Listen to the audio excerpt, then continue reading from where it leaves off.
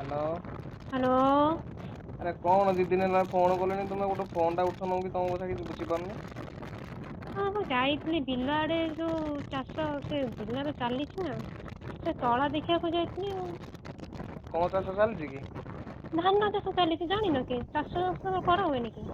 ଧାନ ଚାଷ? ହଁ। ତମ ସାଙ୍ଗ କଣ ମୋବାଇଲ ନେଇଯାଇଛି କିଛି କଥା ବୁଝି ହଉନାହିଁ।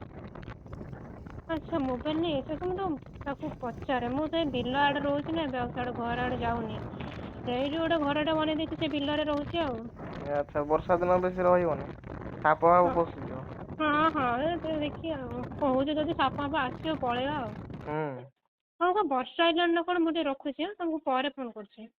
କଣ ହେଲା? ବର୍ଷା ଆଇଲାଣି। ନାଇଁ ନାଇଁ ସୀତାକୁ ଦିଅ ସୀତାକୁ ଦିଅ। ସୀତା ପା ଯାଇଛି ଜଣେ କୁଆଡେ ତାକୁ ଦେବି କୁଆଡେ ମୁଁ ବା ବିଲରେ ଅଛି।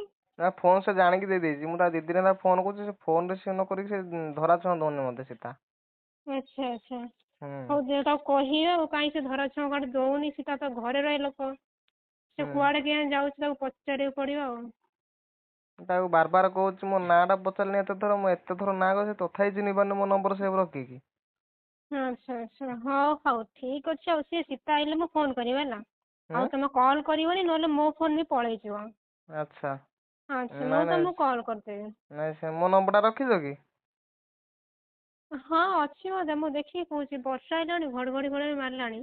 ମୁଁ ଆଚ୍ଛା ଫୋନ ଟା ରଖୁଛି ହେଲା ଠିକ ଅଛି। ନାଇଁ ନାଇଁ ରଖୁଛ କଣ ସୀତାକୁ ଦିଅ ଫୋନ ଟା। ନାହିଁ ବା ସୀତା ଥିଲେ କଣ ଆଉ ମୁଁ ଡାକୁନ ଦିଅନ୍ତିନି। ଆଉ କଣ ସେ ବିଲ ଆଡେ ପାଣି ଢାଳିବାକୁ ପଳେଇଛି କି? ହଁ ସେ କୁଆଡେ ଯାଇଥିବ ଯାଇଥିବ ତାର ଆଉ। ଆଚ୍ଛା। ହଁ ହଁ। ନା ନା ନା ନା ତମେ ମିଛ କଥା କହୁଛ ବୋଧେ ମତେ କାହିଁ ତମ କଥାବାର୍ତ୍ତା ଠିକ ଲାଗୁନି ଟିକେ। ଦେଖ ତମେ ଯଦି ମୋ କଥାବାର୍ତ୍ତା ଠିକ ଲାଗୁନି ତାହେଲେ କାହିଁକି କଲ୍ କରିବ। ସେ ହଁ ତମକୁ ସତ କଥା ତମକୁ ଜଣେଇଲାକୁ ତମେ ବିଶ୍ୱାସ କରୁନ ଆଉ। ହଉ ଦି ଠିକ ଅଛି ମୁଁ ରଖୁଛି ହେଲା। ଆଚ୍ଛା।